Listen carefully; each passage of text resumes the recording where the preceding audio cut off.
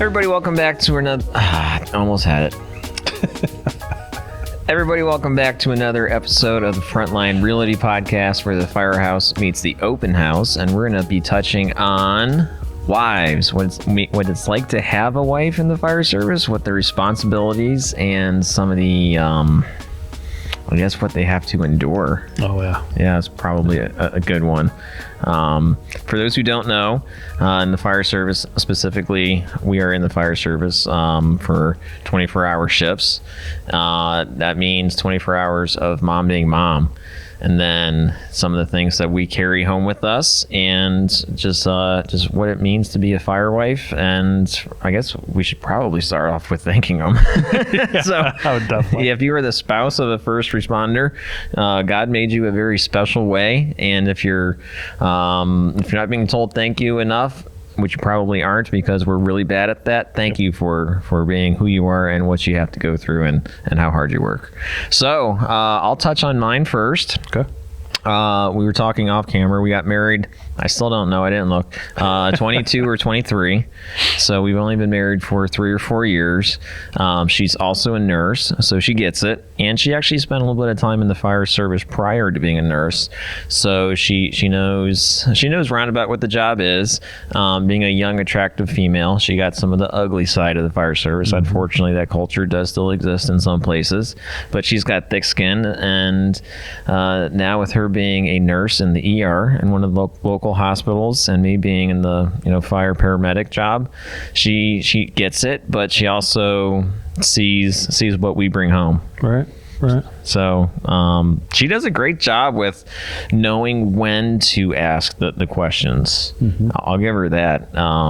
She's able to pick apart, especially when we work in real estate too. Sometimes we have to get off shift and go straight into appointments or into lead gen and stuff, and then we just have to knock stuff out and keep rolling with their day. And then it could be 4 or 5 o'clock in the evening before she actually has a chance to kind of sit me down and be like, you need to talk about this.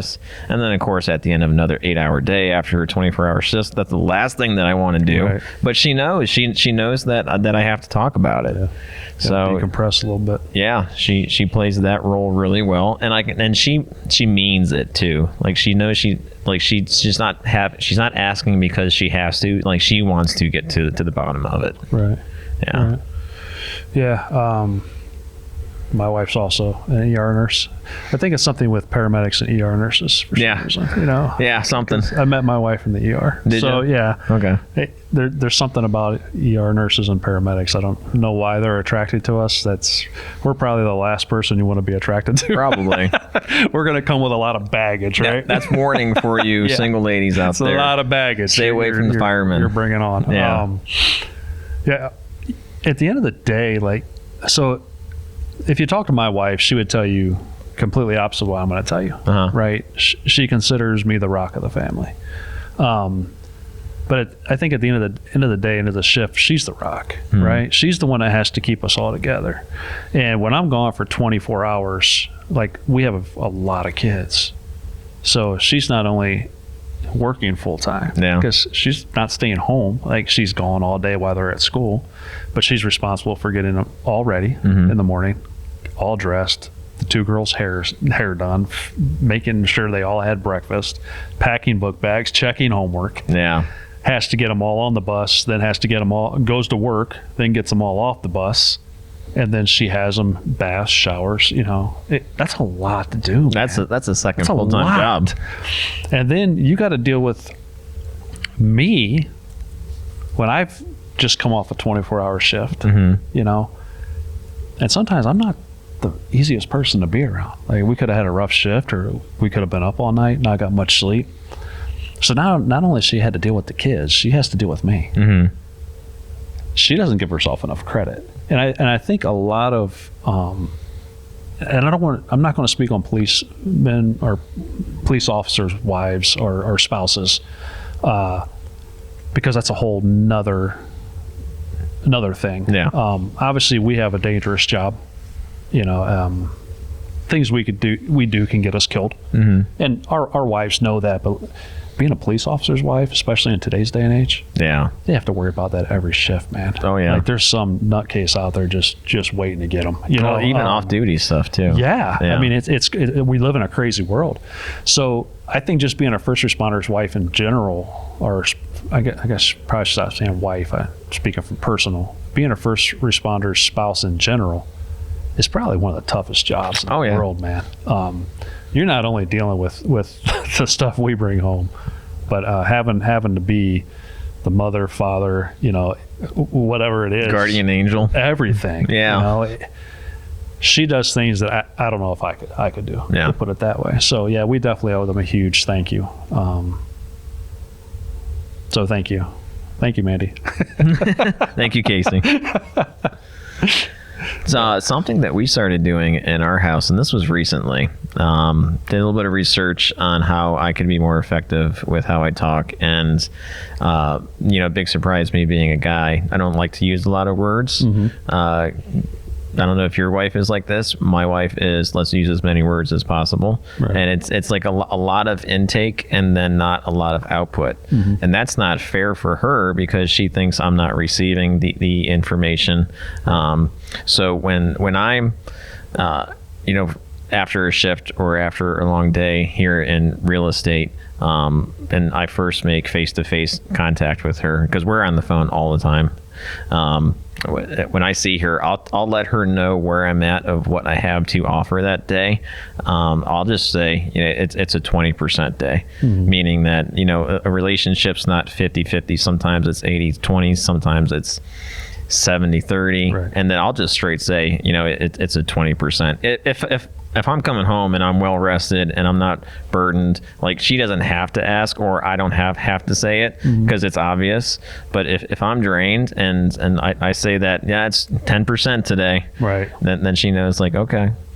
Yeah, I think they can pick up on that, especially after you've been married for a while. I'm at the point now where I don't even have to tell her I had a rough night. I can walk in and she can see it in my face. Yeah. And she'll make herself late to work just so I can take a nap because we have the 8-month-old at home. Oh, yeah. So I think it's more along, not too concerned about me. She's more worried about me falling asleep, taking care of little Henry. But, Yeah. And that's a joke. I don't mean it.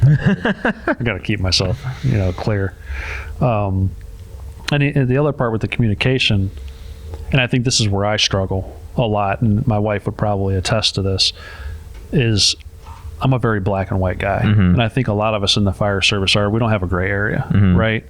And we use very authoritative tones on the job. It's get up, let's move, things along that line. Not saying that we're not empathetic or whatever. And when you have that, it becomes part of who you are. Yeah. So you come home and you speak to your wife in that manner, it's not going to go over well. No, it doesn't. No. So there's a lot that comes into, being married to one of us knuckleheads. Yeah. Where our decisions have to be made quickly and also relayed quickly. Right. So those short answers or those short responses, that's kind of built into us. Yeah, and she'll think that I'm just being short. Yeah. Or not being receptive. It's not the case, though. Yeah, I've heard everything you've said. Yeah. You may have said it in 40 more words than I would have said it, but like you said, short communication, short bursts, and we just get our point across, and that's the end of it. And, that when you transition into home, sometimes it doesn't go over so smoothly. No, it doesn't. But it's not for lack of effort. It's just for lack of, that's part of our, not DNA, but that's how our brain works now. Yeah. For sure. Yeah, we're programmed at this point. Yeah. You do the job long enough. Yeah, absolutely. So what about something that I find myself kind of struggling with is,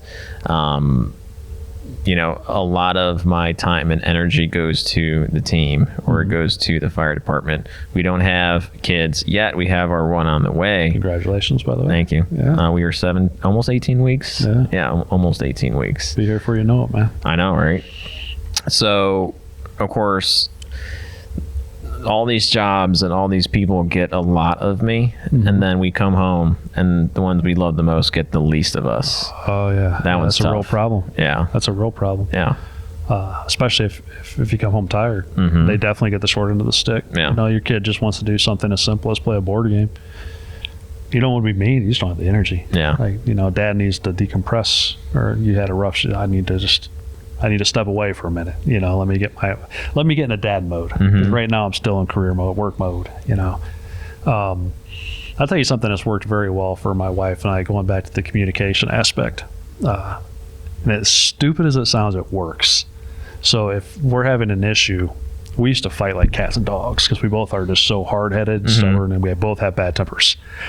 Not a good combination. No, right? that one's tricky. So we struggled for a little while. We have almost like a safe word, as weird as that sounds. And if one of us, we wanted to do something, a word that the kids wouldn't think anything of. So it's catch up. So if I say something, or I'm being short, or she doesn't like something I've done, or maybe she's acted a certain way that I don't agree with, we just look at each other and say catch up. Yeah. And that's let's take a deep breath. Pause. Really think about what's going on right now, and is it worth the argument? I don't know. There's a lot to adjust to, especially, if I was married to Jared, I don't know if I could do that. Nobody likes that guy. What's that? Your back chair, like, what's it about to break off? Oh, I put on some pounds. Yeah, it's like really. Got that dad bod we talked about earlier. Dane says he's not going to get. No, I'm gonna be I'm gonna be the anti-dad bod. I'm gonna get in better shape after the kids here. I'm going to come talk to you in 5 years, brother. I'll come talk to him after his second or third kid. We'll see how his physique's still going. Yeah, we'll see. We'll see. Shoot. Now we got a little off topic, making fun of Jared. Yeah, Now I that's easy to do. forgot what I was gonna say. So this isn't it, but do you catch yourselves like having to plan date nights like 6 weeks ahead? You're like, let's do X here. I would love to say that we do. Yeah. The truth of the matter is because of how many children we have, and both of us having career jobs, and now me doing real estate, our relationship has suffered because of Has it? Yeah. We don't get to go out as a couple anymore. Her mom still works, and like babysitting is an issue. So for her and I to actually get a babysitter for an 8-month-old, no matter where we go, Henry's with us. Yeah. So for her and I to actually have alone time, usually comes once the kids are in bed. Yeah, that's fair. And it's always the same routine. She calls it Groundhog Day. Yeah. But in all reality, there's nothing else we can do. No. So we're going to sit down, we're going to watch a movie, She might have a margarita, I might enjoy a bourbon. But for the most part, it's the same routine. And it does get old. Yeah. But your hands are kind of tied when it comes to certain things like that. But I think planning a date night is a great idea. It's a way to still have you and her time. That's something my brother told me that him and his wife do. But Smart. Yeah. He said it really made a difference after their kids were born. Yeah. Yeah, I wish we had that opportunity right now, but it's not in our cards. That we got a happens. different deck, man. So I've been making homemade pizza and stuff at the house. yeah, you were telling me about that. So what we've started doing, because we talk about it all the time, and we were pretty good about it. At least once a week, we'd make sure that we made time for each other, and then we would go to restaurants and start complaining about the prices and It's easy to do. Yeah, the quality of the food's gone down over the past couple of years. So that's what led to us making pizza at home. And now she's been making sourdough for a couple of years, and that was my favorite thing that she picked up. And she recently said this pizza is her favorite thing that I've picked up. So our pizza nights happen weekly now.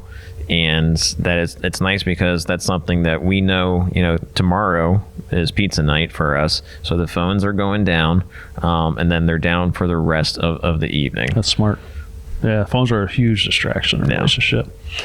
My wife and I we kind of had a struggle with that. We both had completely different hobbies. There's not a whole. We get along great. I mean, there's no doubt she was my soulmate. Like, I'm not doubting that at all. But I'm a video gamer. She's not. Yeah. She likes to read. I don't.